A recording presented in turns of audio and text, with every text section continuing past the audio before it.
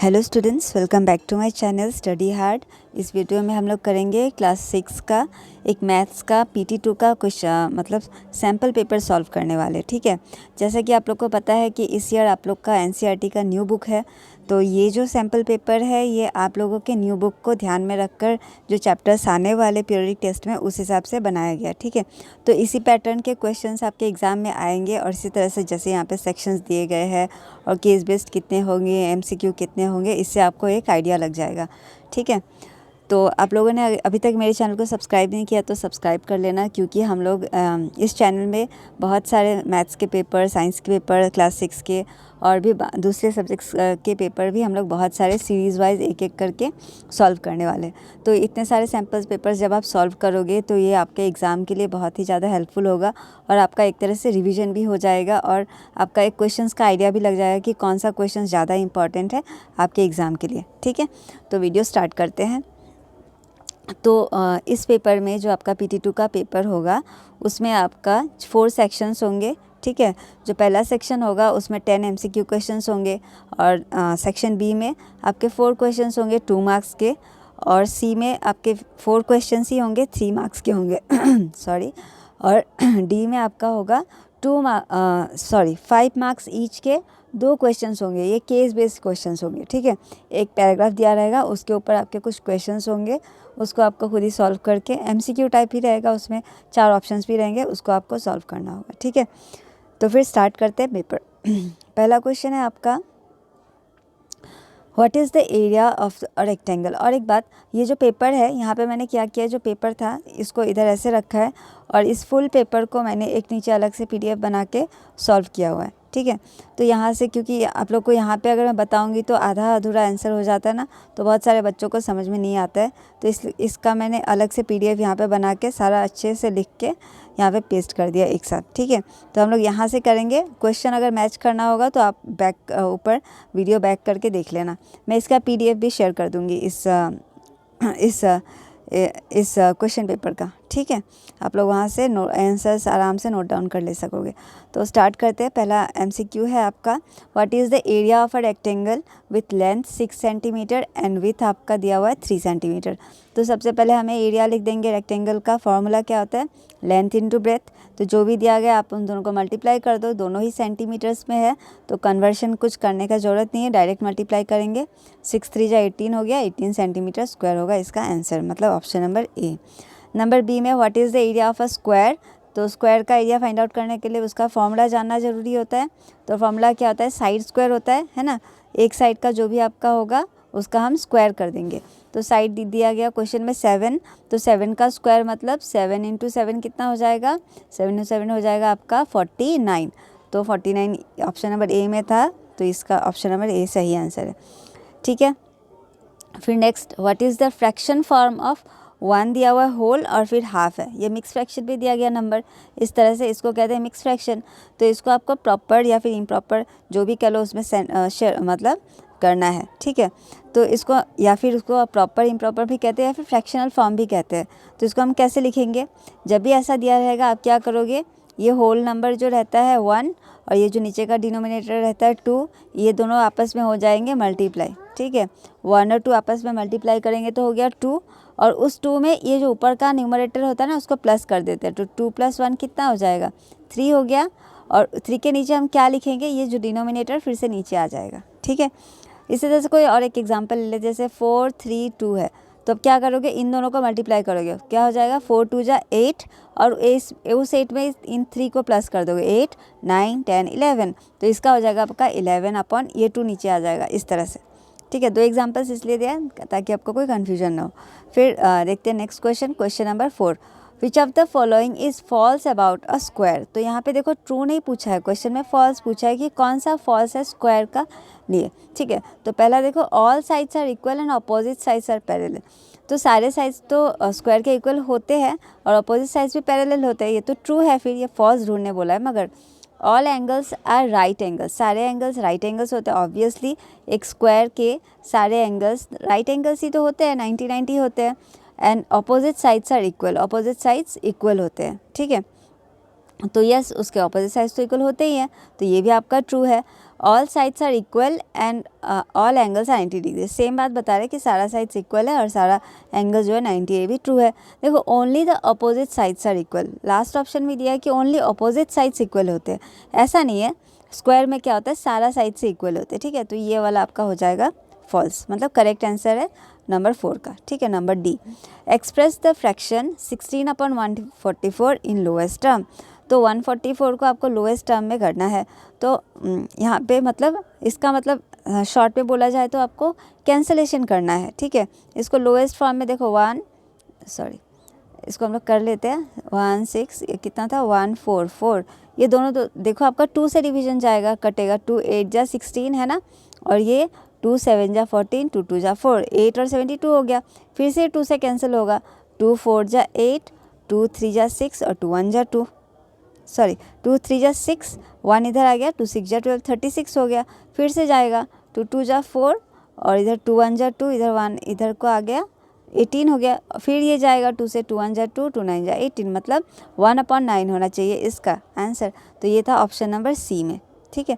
यहाँ पे मैंने कैंसिलेशन करना तो इस तरह से लिख के पॉसिबल नहीं हो रहा था, तो मैं डिवाइड करके दिखा दिया। आप कैंसिलेशन करके कर सकते हो या फिर ऐसे भी कर सकते हो। ये तो वैसे तो रफ में ही करना है क्योंकि ये तो MCQ था। विच of the following is the formula for the area of a rectangle. तो एरिया ऑफ द रेक्टेंगल का फॉर्मूला क्या होता है, इसको सबको पता है, लेंथ इंटू ब्रेथ हो जाएगा। विच of the following is the correct representation of half on a number line. तो पूछा गया क्वेश्चन में कि नंबर लाइन में हाफ कहाँ होता है, 0 और 1 के बीच में होता है, या 1 और 2 के बीच में होता है, या 0 3 के 1 और 4। ऑब्वियसली देखो ये सपोज ये नंबर लाइन है जो मैंने इमेज में दिखाया है, यहाँ पे हाफ 0 और 1 के बीच में ऑब्वियसली हाफ आएगा, तो इसलिए इसका आंसर हो जाएगा option number A. Question number 8, which of the following is true about the diagonals of a rectangle. तो ठीक है, अब ध्यान से क्वेश्चन को समझो।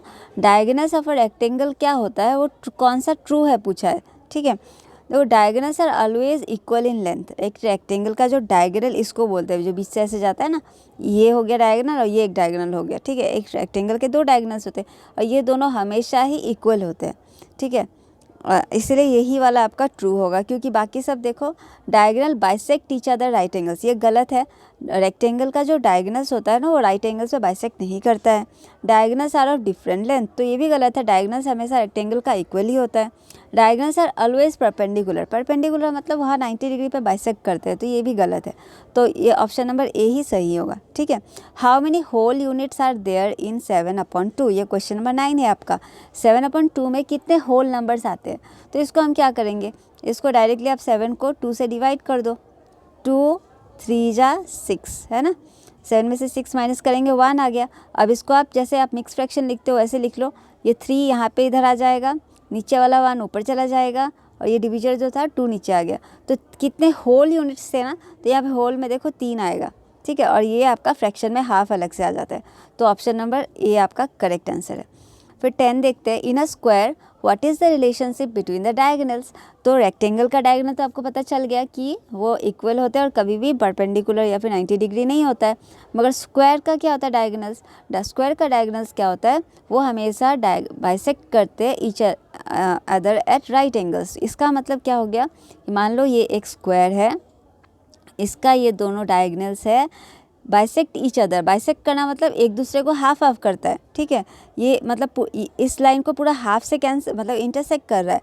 और राइट एंगल्स मतलब ये आपका 90 डिग्री होगा, ये आपका 90 डिग्री होगा, चारों ओर से मतलब ये 90 डिग्री है, इसी को बोलते हैं bisect other at right angles, ठीक है। आई होप आप लोग को MCQ पार्ट अच्छे से समझ में आ गया होगा। अब हम करते हैं सेक्शन बी, इसमें 4 क्वेश्चन है आपके। देखो पहला क्वेश्चन है, ये आपका बुक का ही क्वेश्चन है। A big fish weighs ½ kg, एक बड़ा सा मछली है जिसका वेट है ½ kg।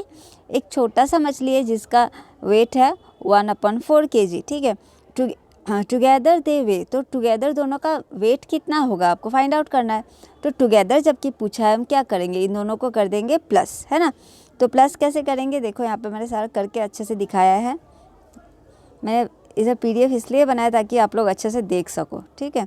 देखो इन दोनों को प्लस कैसे करेंगे, मैं यहाँ पे लिख के भी दिखा देती हूँ। हाफ को 1/4 से जब प्लस करना होता है, जब नीचे का डिनोमिनेटर तो दोनों अलग रहता है, हम क्या करते हैं, इन दोनों का LCM निकालेंगे। देखो 2 और 4 का LCM कितना हो जाएगा, देखो 2 1 जा 2 और 2 2 जा 4, इन दोनों को मल्टीप्लाई कर देंगे, जो साइड साइड का बच गया तो 4 हो जाता है 2 और 4 का एलसीएम, तो एलसीएम को हम लिखेंगे यहाँ। उसके बाद ये 2 और इस 4 में होगा डिवीजन, डिवाइड करने से आएगा हमारा 2, उस 2 को इस वाले से मल्टीप्लाई करेंगे तो यहाँ पे आ गया आपका 2, 2 1 जा 2 हो गया। फिर इस 4 और इस 4 को करेंगे डिवाइड तो आएगा आपका 1, उस 1 को और इस 1 को कर देंगे मल्टीप्लाई तो 1 1 जा हो गया आपका 1, और यहाँ पे क्या बच गया 2 + 1 आपका हो जाएगा 3, और नीचे में ये 4 को लिख देंगे, मतलब 3/4 होगा आंसर। दोनों का वेट मिला के आपका हो जाएगा 3/4। ठीक है, केजी लिखना मत भूलना। फिर फिल इन द ब्लैंक्स है, देखो the dash of a polygon is equals to the sum of the lengths of its all side. चाहे किसी भी तरह का पॉलीगॉन हो, उसका पेरीमीटर क्या होता है, sum of the length of the sides को ही तो पेरीमीटर कहते हैं ना, तो यहाँ पे आपका पेरीमीटर होगा। The perimeter of a rectangle is twice the sum of its length breadth. तो यहाँ पे एक फॉर्मूला दिया गया फिल इन द ब्लैंक्स के रूप में। पेरीमीटर ऑफ द रेक्टेंगल क्या होता है, हम लोग ऐसे लिखते हैं ना, ट्वाइस लेंथ प्लस ब्रेथ, है ना, तो यही चीज़ यहाँ पे रिटर्न में है। ट्वाइस के लिए 2, the sum of its length और ब्रेथ का सम, इस तरह से किसका होता है पूछा था, ये रेक्टेंगल का होता है, यहाँ पे हम रेक्टेंगल लिखेंगे। फिर when one whole basic unit is divided into equal parts then each part is called a fractional unit. बता रहे कि मान लो एक बेसिक यूनिट है, मान लो ये एक फिगर है, इसको अगर पूरा इक्वल पार्ट्स में अगर डिवाइड किया गया है तो ईच इक्वल पार्ट को क्या कहते हैं, इसको कहते हैं फ्रैक्शनल यूनिट। आप लोग याद रखना, ईच पार्ट को कहेंगे फ्रैक्शनल यूनिट। फिर नेक्स्ट है all the points of a circle are at the same distance from its centre. तो एक सर्कल है मान लो, तो all the points of a circle, ये जो पॉइंट्स है ना, मान लो यहाँ पे तो पॉइंट्स ही है ना, ऐसे करके पूरा सर्कल करके, तो ये सारे सेम डिस्टेंस होते हैं कहाँ से, सेंटर से, है ना, इसलिए यहाँ पे लिखेंगे हम सेंटर। ये डिस्टेंस जो होता है ना सारे पॉइंट्स का सेम ही होता है, तो यहाँ पे हम लिखेंगे सेंटर। नेक्स्ट क्वेश्चन है 13, आर 3/6, 4/8 और 5/10 इक्वलेंट फ्रैक्शंस है क्या। तो इक्वलेंट फ्रैक्शंस वैसे होता क्या है, पहले ये आपको समझना होगा, है ना। इक्वलेंट फ्रैक्शंस को जानने के लिए आप क्या करना होगा, इन सबको जितने भी आपके फ्रैक्शंस दिए रहते हैं ना, उनको लोएस्ट फॉर्म में कर दो। अगर वो कैंसिलेशन होने के बाद में आपका सबका स्मॉल लोएस्ट फॉर्म सेम ही आएगा, तो इसका मतलब वो सारे आपके इक्वलेंट फ्रैक्शन है। तो सपोज़ हम लोग क्या करते हैं, 3/6 को आप काटोगे तो क्या आ जाएगा, 3 1 जा 3, 3 2 जा 6, 1/2 आ रहा है ना। उसी तरह से 4/8 को काटोगे तो 4 1 जा 4, 4 2 जा 8। फिर 5/10 को भी आप कैंसिलेशन करोगे तो 5 1 जा 5, 5 2 जा 10। देखो इन सब का लोएस्ट फॉर्म हाफ ही है, तो इसका मतलब क्या है, ये सारे के सारे इक्विवेलेंट फ्रैक्शंस है। ठीक है, इस तरह से मगर आपको कैंसिलेशन करके एग्जाम में दिखाना होगा, यहाँ पे मैंने थोड़ा सा शॉर्ट में कर दिया था। नेक्स्ट देखो, the area of a rectangular garden that is 50 metre long is 1000 square metre, find the width of the garden. तो बहुत ही इजी सम है, कन्फ्यूजन नहीं होना है। देखो area of the rectangular garden, मान लो एक गार्डन है, इसका एरिया कितना है 1000 मीटर स्क्वायर है, ठीक है, मीटर स्क्वायर है। फिर इसका क्या बताया, लॉन्ग भी दे दिया, मतलब लेंथ जो है ना, लंबा वाला पार्ट वो दे दिया कि 50 मीटर्स है, ठीक है। तो हमें फाइंड आउट करना है इसका ब्रेथ, ये वाला पार्ट हमें फाइंड आउट करना है। तो कैसे क्या करेंगे, सबसे पहले आप फॉर्मूला लिखोगे, area of rectangle equals to length into breadth, है ना, विड्थ का मतलब ब्रेथ ही होता है, ठीक है, कंफ्यूज मत होना। एरिया ऑफ द रेक्टेंगल कितना था 1000, तो इसके नीचे हम लिखेंगे इक्वल्स टू लेंथ दिया हुआ था यहाँ पे 50 लिखेंगे, मल्टीप्लाई बाय विड्थ हमें नहीं पता तो विड्थ को एज इट इज़ रख देंगे। उसके बाद देखो ये जो 50 है ये वो इस साइड विड्थ के साथ मल्टीप्लाई हो रहा है ना, जब वो इधर की ओर जाएगा तो वो 1000 के साथ हो जाएगा डिवाइड। जब हम इस तरह से इसको 50 से डिवाइड करेंगे तो देखो ये 5 5 कैंसिल हो जाएगा, फिर ये 5 1 जा 5, 5 2 जा 10 और ये 0, तो यहाँ पर 20 मीटर्स आपका हो जाएगा विड्थ, ठीक है, इस तरह से निकल गया। अब हम देखते हैं सेक्शन सी, यहाँ पे आपके 4 क्वेश्चन ही होंगे मगर 3 मार्क्स के होंगे। पहला है आपका, ये आपका कंस्ट्रक्शन वाला चैप्टर से है, draw rectangle with sides of length 4 centimetre and 6 centimetre. After drawing आपको चेक भी करना है if it satisfies both rectangle का प्रॉपर्टीज़ को सेटिस्फाई कर रहा है कि नहीं, ठीक है। तो सबसे पहले हम क्या करेंगे, इसको स्टेप वाइज आपको लिखना होगा। यूजिंग अ रूलर, स्केल का यूज़ करके सबसे पहले आप एक लाइन ड्रॉ करोगे और उसको कितने का बनाने बोला था आपको, 10 सेंटीमीटर, है ना, लेंथ, 1 मिनट, तो गलत आंसर हो गया ऐसा लग रहा है। हाँ बच्चों, यहाँ पे थोड़ा सा प्रॉब्लम हो गया है। यहाँ पे लेंथ की जगह 4 नहीं होगा क्वेश्चन में। यहाँ आपका लेंथ की जगह मैंने जब ये किया ना, यहाँ पे 10 होना चाहिए। लेंथ 10 सेंटीमीटर होगा और ब्रेथ होगा इसका 2 सेंटीमीटर का ड्रॉ करना है। ठीक है, क्वेश्चन में थोड़ा सा गलत हो गया। फिर देखो आफ्टर ड्राइंग आप इस तरह से अगर आपका क्वेश्चन इस तरह से रहेगा, आप लोग कंफ्यूज मत होना। देखो, draw rectangle with sides length 10 centimetre and breadth 2 centimetre. ठीक है, चाहे यहाँ पे जो भी हो, स्टेप्स इसी तरह से आपको लिखना होगा। लेंथ 4 हो या फिर 6 हो, मगर यहाँ पे थोड़ा सा मैंने आंसर लिखते वक्त थोड़ा सा गलत हो गया, दूसरा का यहाँ पे मैंने डाल दिया। ठीक है, मैं 2 पेपर से ऐसे बना रही थी, उसका आंसर इसमें आ गया। तो आफ्टर ड्राइंग इसको आपको चेक करना होगा। तो सबसे पहले देखो, हम लोग लिखते वक्त यहाँ पे 4 सेंटीमीटर था ना, तो यहाँ पे बस आप 10 की जगह 4 लिख देना।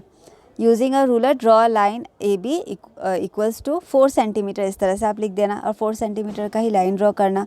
Using a protractor draw perpendicular lines, ये आपका सेम ही रहेगा इस आंसर में भी। आपको परपेंडिकुलर 2 लाइन्स ड्रॉ करने होंगे एट ए और बी, ये पूरा सेम लिखना आप एज इट इज़, स्टेप 2 ठीक ही रहेगा, तो कोई कन्फ्यूजन नहीं है। फिर using a ruler mark P on the perpendicular eight A, ruler आपको यूज़ करना है, मतलब स्केल का यूज़ करते हुए इस लाइन पे आपको, इस वाले लाइन पे एक मार्क करना है। कितने पे, इस क्वेश्चन के हिसाब से आपको कितने पे करना होगा मैं बता देती हूँ। यहाँ पे 6 था ना, 6 और 4, तो 6 पे आपको मार्क करने होंगे। ठीक है, इस 6 सेंटीमीटर पे आपको मार्क करना होगा। ये 2 सेंटीमीटर था तो यहाँ पे था, 6 के लिए थोड़ा सा और ऊपर चला जाएगा, है ना, यही डिफरेंस होगा और कुछ नहीं। देखने में रेक्टेंगल थोड़ा सा अलग दिखेगा। ठीक है, और फिर मार्क क्यू, यहाँ पे भी क्यू पे भी एक मार्क करने बोला है, परपेंडिकुलर बनाना है बी का, और उस पर बी क्यू ये करना है, और यहाँ पे 4 सेंटीमीटर पे मार्क करना है। उसका लास्ट स्टेप क्या है, जॉइन पी एंड क्यू, आपको पी और क्यू को जॉइन कर देना पड़ेगा। तो आप जो रेक्टेंगल बनाओगे ना इस क्वेश्चन के हिसाब से, तो ये आपका बनेगा कुछ ऐसा ऐसा सा बनेगा, और ये होगा आपका 6 सेंटीमीटर। ठीक है, और ये वाला 4 सेंटीमीटर का बनाना, इस तरह से बनाना। ठीक है, फिर सेम स्टेप्स जो है ना वो सेम इसी तरह से आप लिखना। स्टेप 6 में वेरीफाई करने बोला था ना, तो आप बस स्केल से नाप के लिख देना कि ए बी और पी क्यू आपका 6 सेंटीमीटर आ रहा है ना, और इसी तरह से ए पी और बी क्यू आपका 4 सेंटीमीटर आ रहा है। वो तो आएगा ही, क्योंकि आप तो रूलर से मेजर करके ही बनाओगे, है ना। और ये सारा 90 डिग्री है, आप इस तरह से लिख देने से हो गया, ये मतलब वेरीफाइड है। ठीक है, नेक्स्ट क्वेश्चन देखते हैं। Right the fractions in descending order, ये बहुत ही इंपॉर्टेंट है एग्जाम पॉइंट ऑफ व्यू से। तो फ्रैक्शंस डिसेंडिंग ऑर्डर में लिखने हैं। पहले तो बताओ, डिसेंडिंग ऑर्डर का मतलब होता है कोई भी जो भी नंबर को छोटे से बड़ा नहीं, बड़े से छोटा उल्टा लिखना है आपको। ठीक है, डिसेंडिंग ऑर्डर में उल्टा लिखते हैं। असेंडिंग में आपका होता है छोटा से बड़ा, और डिसेंडिंग में होता है बड़ा से छोटा। ठीक है, तो यहाँ पे तो दिया है फ्रैक्शन, और यहाँ पे देखो सबके डिनोमिनेटर्स आपके अलग अलग है। तो आप लोग ये हमेशा याद रखो कि जब डिनोमिनेटर्स अलग होता है तो हम डायरेक्टली इसको कौन सा बड़ा है कौन सा छोटा नहीं बता सकते। इसके लिए हमें ये जो डिनोमिनेटर्स है ना, इन सब के एलसीएम निकालने होंगे। ठीक है, तो यहाँ पे मैंने लिख के दिया हुआ है, देखो इन सब का एलसीएम जब हम निकालेंगे इस तरह से, 16 का 8 का 4 का 32, जब आप लास्ट में ऐसे निकालते हो, ऐसे निकालने के बाद आ जाता है आपका 2 2 2, इस तरह से 5 टाइम्स 2 आता है। 5 टाइम्स 2 को जब आप मल्टीप्लाई करोगे तो आपका आता है 32।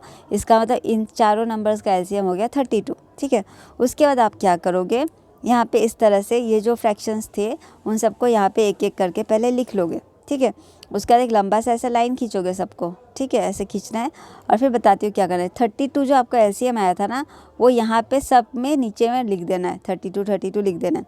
उसके बाद आपको पता करना होगा कि ये तो 16 था और यहाँ 32 है, तो 16 को किस नंबर से आप मल्टीप्लाई करोगे 32 आएगा, तो यहाँ पे आप 2 लिखेंगे, है ना। यहाँ जब आप 2 लिखोगे तो ऊपर में भी आपको 2 लिख देना होगा। फिर सेम केस यहाँ पे 8 और 32 था, 8 में किससे मल्टीप्लाई करोगे जो आपका 32 आएगा, तो 4 होगा। जब यहाँ पे 4 लिखोगे ना तो यहाँ पे भी आप 4 लिख देना। इसी तरह से बाकी सब में करना है आपको। उसके बाद सबको आप सॉल्व कर देना। 25 2 जा 50, 75 7 4 जा 28, 13 8 जा 104, 17 1 जा 17। अब देखो इन सब के डिनोमिनेटर्स हो गए सेम, है ना। अब हम बता सकते हैं ना, ये 104 ये वाला सबसे बड़ा है, उसका नेक्स्ट बड़ा कौन सा नंबर है, ये वाला है, उसके बाद ये है, उसके बाद ये है ना। तो इसके हिसाब से हम लोग यहाँ पे लिख देंगे 104/32, फिर 50/32, फिर 28/32, फिर 17/32। और 104/32 आया किससे था, ये आया था 13/4 से, तो ये मतलब सबसे बड़ा है। तो जो जिसके रेस्पेक्टिवली आप सारे नंबर्स को आप लिख देना इसी तरह से, ठीक है। आई होप आपको समझ में आया होगा। किसी भी तरह का कन्फ्यूजन रहने से आप लोग मुझे कमेंट में ज़रूर बताना।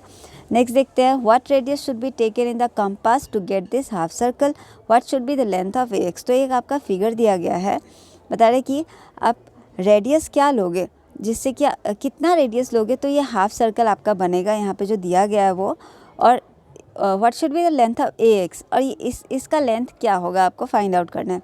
तो जैसा कि आप फिगर में देख रहे हो कि AB का मेजरमेंट दे दिया गया, वो क्या है 8 है ना। फिर देखो since AB equals to 8 centimetre जो दिया है पहले लिख लेते हैं, since AX equals to XB, तो फिर ये जो मिड पॉइंट में है ना, तो इसका मतलब क्या है कि AX और XB दोनों बराबर है ना। X क्या है, मिड पॉइंट पे है, बीच में है। तो अगर ये फुल आपका 8 सेंटीमीटर है तो AX तो हम इजीली फाइंड आउट कर लेंगे ना।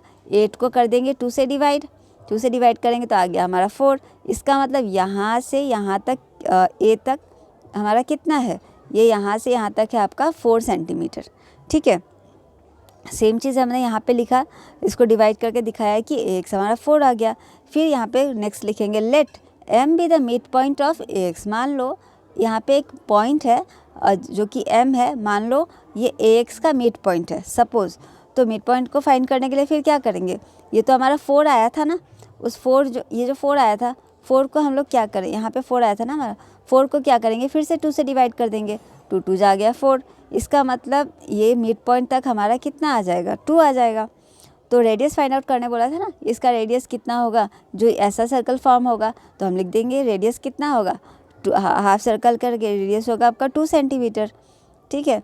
और इसका फुल का यहाँ तक का लेंथ भी हमें मिल गया 4 सेंटीमीटर ऊपर में। इस तरह से हम फाइंड आउट करेंगे। नेक्स्ट देखते हैं question, Akshi wants to put lace all around a rectangular tablecloth that is 3 meter long and 2 meter wide. Find the length of the lace required. तो फिर अक्षी एक लेस लगाना चाहती है, कहाँ पे, एक रेक्टेंगुलर टेबल क्लॉथ। तो टेबल क्लॉथ का शेप है आपका रेक्टेंगुलर, इस तरह सा 3 मीटर लॉन्ग है और 2 मीटर उसका वाइड। तो फिर क्या करेंगे, उसको लेस लगाना, तो ऑब्वियसली वो साइड में लगाएगी, है ना। तो हम यहाँ क्या करेंगे, साइड में लगाने का मतलब बाउंड्री जहाँ भी हम लोग फाइंड आउट करना होता है तो हम निकालते हैं पेरीमीटर के लिए हम लोग क्या करेंगे, उसको पेरीमीटर का फॉर्मूला में पुट कर देंगे डायरेक्टली। यहाँ पे पुट करोगे ट्वाइस लेंथ प्लस ब्रेथ में, लेंथ प्लस ब्रेथ दोनों को प्लस कर दिया 5 और 2 5 या 10, इसका मतलब उसको 10 मीटर लेस चाहिए होगा, ठीक है। नेक्स्ट क्वेश्चन नंबर 19, ये जो आपका है ये आपका केस बेस्ड क्वेश्चन है। देखो, in a school the teacher brought, एक स्कूल में टीचर ने 30 पेंसिल्स लाया, ठीक है। 30, आप लोग ध्यान से सुनो, केस बेस्ड क्वेश्चंस को बहुत ध्यान से सुनना होता है, थोड़ा सा कन्फ्यूजिंग होता है क्योंकि। फिर देखो, half of the pencils are coloured, 30 pencils में से हाफ पेंसिल्स कलर्ड थे पेंसिल, और 1/3 रेगुलर पेंसिल जो नॉर्मल जो रेगुलर हम लोग यूज़ करते थे वैसे, एंड द रिमेनिंग पेंसिल जो मैकेनिकल पेंसिल्स थे, ठीक है। तो क्वेश्चंस क्या पूछा, ये इन्फॉर्मेशन हमें दिया गया, इस बेस पर हमारा कुछ क्वेश्चंस है उसको आपको सॉल्व करना है। तो how many coloured pencil did the teacher buy, तो टीचर ने कलर्ड पेंसिल कितना बाय किया था, मगर यहाँ तो फ्रैक्शन में दिया है, टोटल कितना था 30 था ना, और हाफ था पेंसिल कलर्ड। तो हम लोग क्या करेंगे, हाफ ऑफ 30 निकालेंगे, है ना, हाफ ऑफ 30 इस तरह से निकाल लेंगे, मल्टीप्लाई करेंगे half of 30, number of coloured pencils equals to half of 30, ये कैंसिल हो जाएगा आपका 15 से, मतलब 15 पेंसिल जो थे कलर्ड थे, ठीक है, पहला निकल गया। फिर next, how many regular pencils did the teacher buy, regular pencils कितना था, 1/3 था, तो इस बार हम लोग 1/3 निकालेंगे 30 का आउट ऑफ टोटल, है ना। तो 1/3 सेम ऐसे इस तरह से 1/3 ऑफ कितना, टोटल 30 था ना, इस तरह से ये कैंसिल हो जाएगा, इससे 10, मतलब 10 थे आपके रेगुलर पेंसिल्स।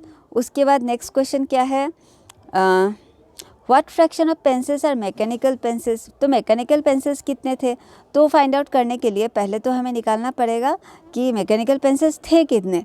तो टोटल था आपका 30, है ना, याद है। उसके बाद 15 था कलर्ड, और एक कितना आया था, 10 था आपके रेगुलर, है ना। तो 15 और 10 टोटल कितना होता है, ये हो गया आपका 25, और 30 में से 25 को माइनस कर दे तो बच गया 5, मतलब 5 पेंसिल जो थे ना वो मैकेनिकल पेंसिल्स थे, है ना। तो fraction of mechanical pencils equals to हो गया 5/30, 5/30, है ना, आउट ऑफ 30 5, ऊपर में, तो इसको आप कैंसिल कर दो, 5 1 जा 5, 5 6 जा 30, मतलब 1/6 जो था ना फ्रैक्शन था मैकेनिकल पेंसिल का, ठीक है। फिर next, how many mechanical pencils, ये तो हमने फाइंड आउट कर ही लिया था ऊपर माइनस करके, तो ये आपका हो गया 5। दोनों को आप जितना कलर्ड पेंसिल्स था और रेगुलर पेंसिल्स उन दोनों को प्लस करके टोटल 30 में से माइनस कर देने से या 5 आ गया। Next question, if the teacher gives away 8 pencils, मान लो टीचर जो है ना 8 पेंसिल्स किसी को दे देती है, what fraction of the total pencil does she give away, तो कितना फ्रैक्शन दे दी मतलब, तो मान लो मतलब 8 कितने में से दिया था, 30 में से, तो 8/30 कितना दिया वही फाइंड आउट करने बोला, इसको हम लोग कैंसिल कर देंगे, 2 4 जा 8 और 2 15 जा 30 होगा, तो 4/15 फ्रैक्शंस ऑफ पेंसिल्स उसने दे दिया, ठीक है। समझ में आया। इसी तरह से थोड़ा सा कन्फ्यूजन होता है, मगर आप लोग थोड़ा ध्यान से सुनो और करने का कोशिश करना, क्वेश्चन अच्छे से समझना, तो केस बेस्ड स्टडी इजी ही आता है, ठीक है, उसमें अच्छे मार्क्स भी मिल जाते हैं। नेक्स्ट, ये लास्ट क्वेश्चन है आपका इस क्वेश्चन पेपर का। देखो, a room in a house is rectangular with a length of 6 metres and with of 5 metres, तो एक रेक्टेंगुलर हाउस है जिसका लेंथ दिया है 6 मीटर और ब्रेथ दिया है 5 metres. The floor of the room is to be covered with tiles, तो उस ये मान लो रूम है, फ्लोर है, और इसमें आपको टाइल्स लगाने हैं, ठीक है, टाइल्स लगाने हैं। Each tile is a square, ये जो ईच टाइल है वो आपका स्क्वायर है, वैसे फ्लोर तो रेक्टेंगल है ना, और ये टाइल्स जो लगेगा ये मदर स्क्वायर है, और उसका ईच साइड का मेजरमेंट कितना है स्क्वायर का, 0.5 है, ठीक है, आप लोग ध्यान देना। तो क्या क्वेश्चन पूछा इस इन्फॉर्मेशन पर, what is the perimeter of the room, room का पेरीमीटर क्या होगा, तो रूम कैसा था, वो रेक्टेंगुलर था, तो यहाँ पे फॉर्मूला अप्लाई होगा लेंथ इनटू ब्रेथ, तो 6 को मल्टीप्लाई कर देंगे 5 के साथ, है ना, और यहाँ पे 2 आगे में लगा, सॉरी पेरीमीटर फाइंड आउट था, एरिया तो नहीं है ना, तो पेरीमीटर के लिए तो इसमें होगा ट्वाइस लेंथ प्लस ब्रेथ में हम पुट करेंगे। फिर 2 लेंथ कितना था आपका 6 और ब्रेथ था 5, 6 और 5 को प्लस करेंगे तो 11 हो गया, और 2 से मल्टीप्लाई कर देंगे आ गया आपका 22, तो 22 मीटर्स हो गया आपका पेरीमीटर ऑफ द रूम, ठीक है। उसके बाद area of the room next question में पूछा है, तो ये हो गया आपका मल्टीप्लाई, 6 और 5 को मल्टीप्लाई करेंगे तो हो गया 30।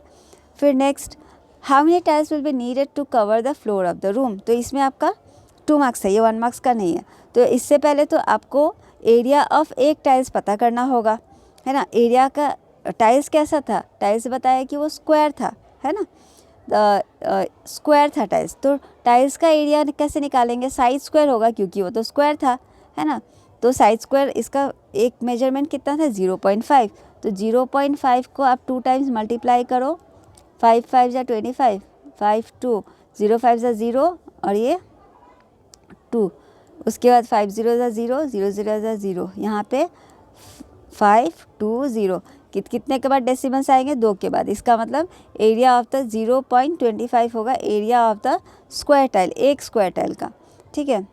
तो आगे देखते हैं कैसे करना है। एरिया यहाँ पे निकल गया ना, ये पार्ट निकल गया, उसका नंबर ऑफ़ टाइल्स जितने लगेंगे हम लोग क्या करते हैं, ये आप लोग हमेशा याद रखना, जब भी इस तरह के क्वेश्चंस बहुत पूछे जाते हैं आपको क्लास में, क्लास 6th में, 7th में, 8th में, तीनों में इस टाइप के क्वेश्चंस बहुत पूछे जाते हैं। Number of tiles find out करने का यही तरीका होता है, एरिया ऑफ द रूम जितना होगा, जितना बड़ा आपका एरिया है उसको आपको डिवाइड करना होगा एरिया ऑफ ईच टाइल से। एरिया ऑफ द रूम कितना आया था हमारा 30 आया था ना, यहाँ पे 30 आया था, उसको हम डिवाइड कर देंगे किसके साथ 0.25 के साथ, ठीक है। तो इसको आप लोग डिवाइड करने के लिए देखो इस तरह से मैं डिवाइड करके दिखा देती हूँ, डिवाइड करना है किसके साथ 0.25। नेक्स्ट स्टेप में देखो 30 डिवाइडेड बाय, इसको हम फ्रैक्शन में लिख लेते हैं, इसमें कन्फ्यूजन होता है ना, इसको हम लोग फ्रैक्शन में ऐसे चेंज कर देंगे, आप लोग को पता है इसका कुछ नहीं तो नीचे 1 है। उसके बाद देखो डिवीजन इसका कैसे करेंगे, ये मल्टीप्लाई में कन्वर्ट करेंगे तो ये 100 जो था ऊपर चला जाएगा और ये 25 नीचे आ जाएगा, इसका मतलब ऊपर ऊपर मल्टीप्लाई करने से हमारा हो जाएगा 3000 डिवाइडेड बाय 25, 3000 को 25 से आपको डिवाइड कर देना है, ठीक है। जब आप 25 से डिवाइड करोगे 25 देखो 1 जा 25, यहाँ पे 5 आया, फिर ऊपर से 0 है ना, उसके बाद 25 2 जा 50, फिर और एक 0, फिर यहाँ पे 0 आ जाएगा इससे, तो 120 इसका आंसर आ जाएगा आपका। देखते हैं, हाँ 120 टाइल्स ये रहा। उसके बाद ईच लास्ट क्वेश्चन क्या पूछा है, अगर एक टाइल का कॉस्ट 10 रुपीज़ है तो पूरा फ्लोर को कवर करने में कितने रुपीज़ जाएंगे। तो एक का अगर 10 है तो हमें 120 टाइल्स का पता करना होगा, है कि। तो हमें तो पता चल गया ना कि पूरा टाइल्स कितना चाहिए होगा, 120। तो 10 को 120 से मल्टीप्लाई कर देंगे तो आपका आ जाएगा ₹1200। तो यही हो गया इसका आंसर, ठीक है। तो आई होप आप लोग का वीडियो अच्छा लगा होगा। इसी तरह का आप लोग मेरे चैनल को सब्सक्राइब कर लेना, क्योंकि हम लोग क्लास 6 के और 2-3 सैम्पल पेपर सॉल्व करेंगे, ठीक है। इसी तरह के कुछ क्वेश्चंस होंगे जो आपके एग्ज़ाम में पूछे जाएंगे और पैटर्न इसी तरह का रहेगा ज़्यादा, ठीक है। जिस टाइप के क्वेश्चंस आपके एग्ज़ाम में पूछे जाएंगे सेम वैसा ही मैं बहुत ही इंपॉर्टेंट क्वेश्चंस सारे सैम्पल पेपर्स में डालने वाली हूँ, और इससे आपका प्रैक्टिस भी हो जाएगा। नॉट ओनली मैथ, साइंस का करेंगे, सोशल, संस्कृत, सारा सब्जेक्ट्स का करेंगे। इसलिए आप लोग मेरे चैनल के साथ बने रहना, ठीक है। वीडियो कैसा लगा कमेंट करके बताना। Thank you for watching.